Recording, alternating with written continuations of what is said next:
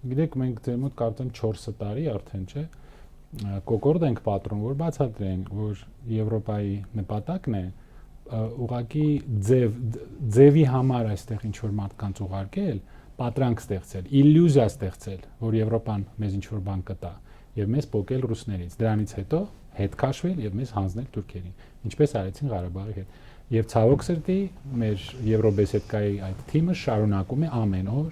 հիմարություններ։ Հիմա էլ բան Եվրոպայի մաս են, չէ՞, շտոտ։ Հետաքրքիր է մի երկիր, որը հիմա բանով հանրակրվեով Եվրոպայի մաս է դառնում, հաշվի առնելով որ Եվրոպան անգամ մեզ չի հրավիրել եւ չգիտեն մենք ով ենք։